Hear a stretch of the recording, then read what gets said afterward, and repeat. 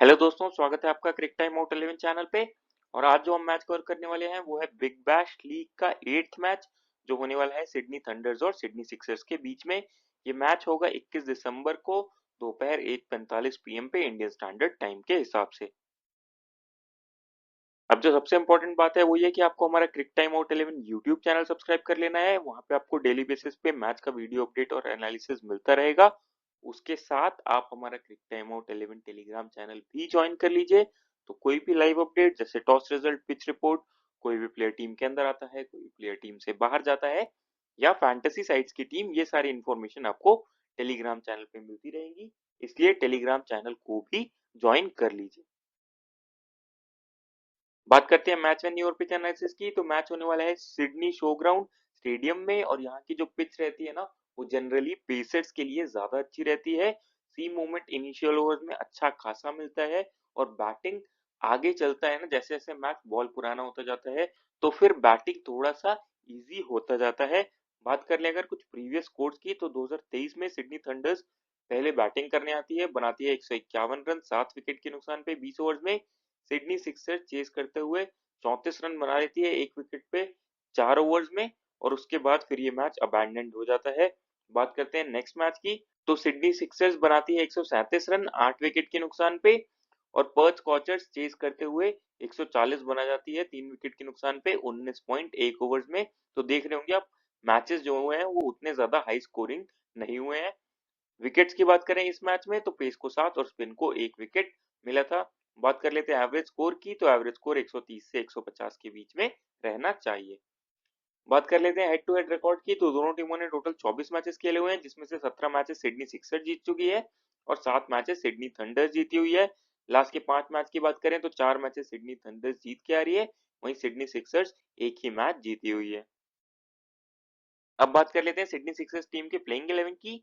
तो Josh Philippe open करेंगे Curtis Patterson के साथ, फिर आएंगे James Vince, Jack Edwards, Moises Henriques, Jordan Silk, Joel Davis, Hayden Kerr, Ben Dwarshuis, Sean Abbott, Todd Murphy. बात कर ले यहाँ पे ओवर डिविजन की। तो देखिए Todd Murphy, Sean Abbott, Ben Dwarshuis, Hayden Kerr ये अपने पूरे पूरे ओवर्स करने चाहिए। 16 ओवर्स ये हो गए। बचे हुए जो 4 ओवर्स है वो जैक एडवर्ड्स और जोएल डेविस मिलके करने चाहिए। हो सकता है अगर टॉड मर्फी के ओवर कटे तो वो भी जैक एडवर्ड्स और जोएल डेविस के खाते में जाएंगे। बात करें अगर डेथ ओवर्स की तो एक एक ओवर्स सीन अबॉट, बेन डुआर्सियस और हिडन केयर मिलके करने चाहिए।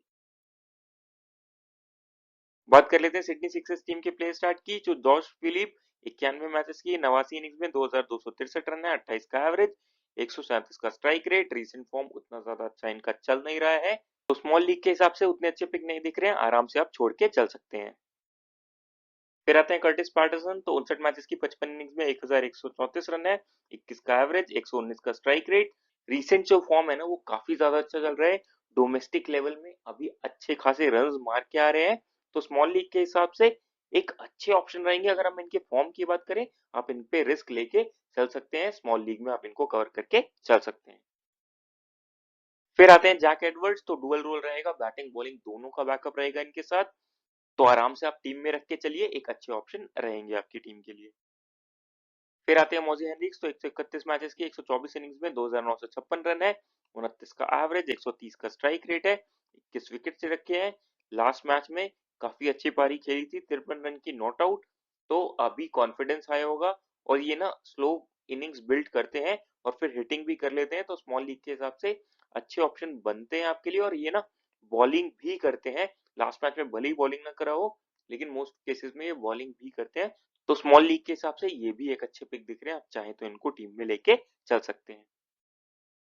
फिर आते हैं जॉर्डन सिल्क। तो रिसेंट फॉर्म अच्छा नहीं चल रहा है लेकिन प्लेयर ना बहुत ही टैलेंटेड है, टेक्निक वाइज स्ट्रॉन्ग प्लेयर है और जब जब टॉप ऑर्डर नहीं परफॉर्म करके गया है ना तब तक ये लोअर डाउन दी ऑर्डर आके परफॉर्म करके गए हैं, टीम को मजदार से निकाल के गए हैं।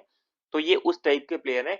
तो स्मॉल लीग के हिसाब से अगर आप थोड़ा सा रिस्क लेके इनको लेके चलना चाहें ना तो आराम से लेके चल सकते हैं। उस केस में आप में आपको सिडनी सिक्सर्स के टॉप ऑर्डर बैटर्स को निकालना पड़ेगा।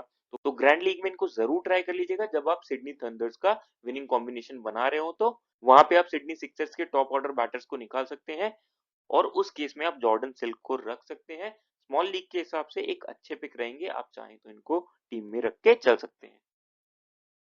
फिर आते हैं जोएल डेविस, तो बैटिंग काफी ज्यादा नीचे आएगा, बॉलिंग उतनी ज्यादा मिलेगी नहीं, एक ही 2 ओवर्स मिलेंगे, तो आराम से छोड़ सकते हैं, उतने अच्छे पिक नहीं दिख रहे हैं स्मॉल लीग के हिसाब से। फिर आते हैं हेडन केयर, तो डेथ में बॉलिंग डालेंगे, बैटिंग का बैकअप देते हैं, अच्छे पिक रहेंगे स्मॉल लीग के हिसाब से, जरूर कवर करके चलिए इनको, टीम में मैंडेटरी पिक रहेंगे आपके लिए।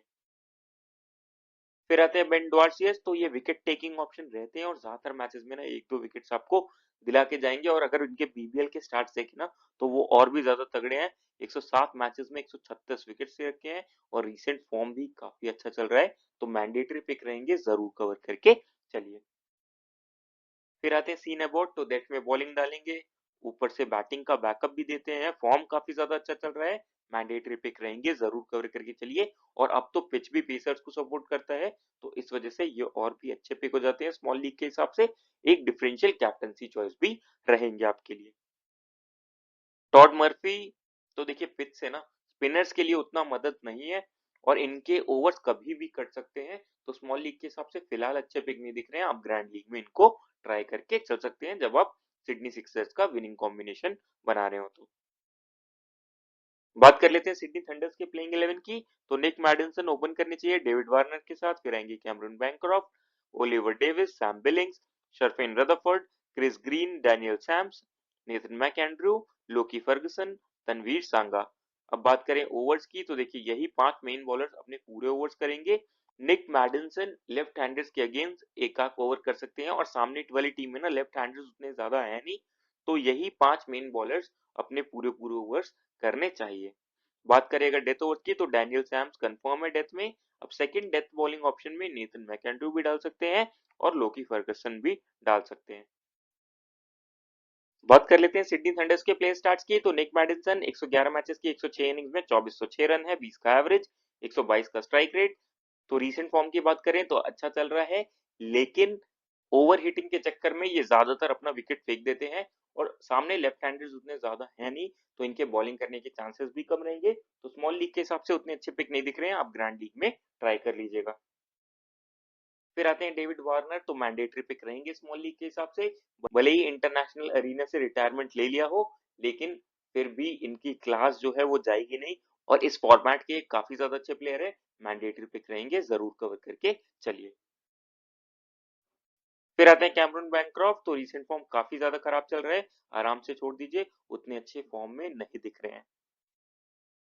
फिर आते हैं ओलिवर डेविस, तो 40 मैचेस की 36 इनिंग्स में 685 रन है, 20 का एवरेज, 134 का स्ट्राइक रेट।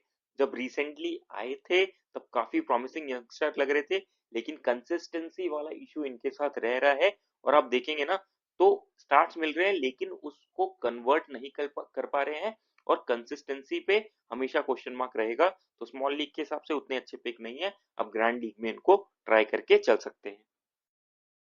फिर आते हैं सैम बिलिंग्स, तो रीसेंट फॉर्म इनका ठीक ठाक चल रहा है, कीपिंग का बैकअप रहेगा, तो मैंडेटरी पिक रहेंगे स्मॉल लीग के हिसाब से, विकेट कीपिंग सेक्शन में एक अच्छे ऑप्शन रहेंगे, आराम से इनको लेके चल सकते हैं।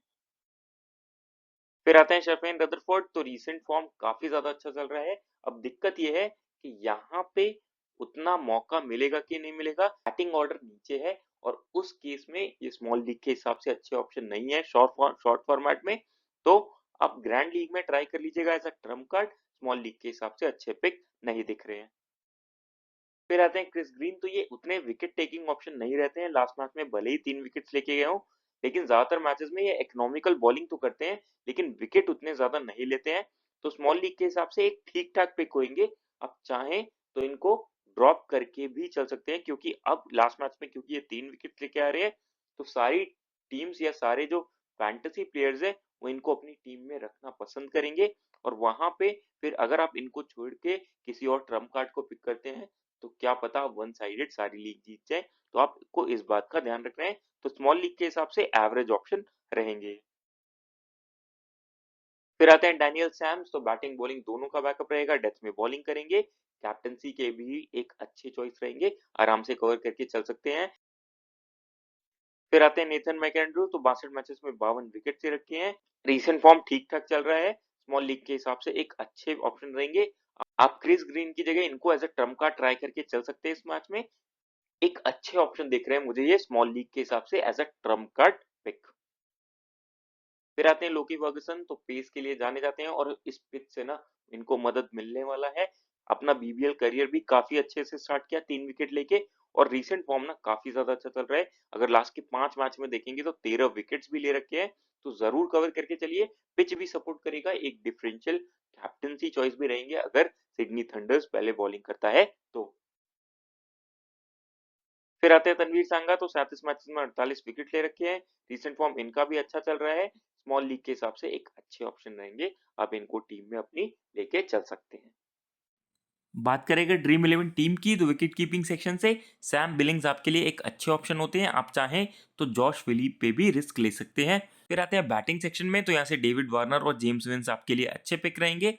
फिर आते हैं ऑलराउंडर सेक्शन में, तो यहाँ से डैनियल सैम्स मैंडेटरी पिक रहेंगे, हीडन केयर मैंडेटरी पिक रहेंगे, जैक एडवर्ड्स मैंडेटरी पिक रहेंगे। क्रिस ग्रीन भले ही लास्ट मैच में 3 विकेट लेके गए हों, लेकिन उतने ज्यादा विकेट टेकिंग ऑप्शन नहीं रहते हैं ये, तो अभी मैं इनको कवर करके नहीं चल रहा हूँ। फिर आते हैं बॉलिंग सेक्शन में, तो यहाँ से सीन अबाउट मैंडेटरी पिक रहेंगे, बेन डॉर्सियस मैंडेटरी पिक रहेंगे, लोकी फर्गसन मैंडेटरी पिक रहेंगे, तनवीर सांगा मैंडेटरी पिक रहेंगे और मैं as a differential option Nathan McAndrew को ट्राई करके चल रहा हूँ।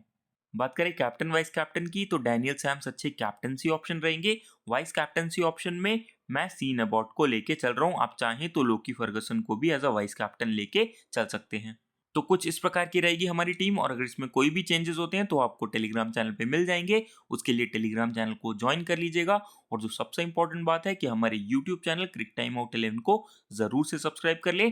वहाँ पे आपको डेली बेसिस पे मैच का वीडियो अपडेट और एनालिसिस मिलता रहेगा। और जब आप वीडियोस देखते हैं ना, तो आपका मैथ सेंस बढ़ता है, गेम का अंडरस्टैंडिंग बढ़ता है, प्लेयर का नॉलेज बढ़ता है। और फिर जब आप टीम बनाएंगे तो आप ज़्यादा इफेक्टिव, ज़्यादा इम्पैक्ट वाली टीम बनाएंगे और मोस्ट ऑफ द केसेस में आप विनिंग जोन में रहेंगे। तो इसलिए वीडियोस को ज़रूर देखें, लाइक करें, शेयर करें, चैनल को सब्सक्राइब करें।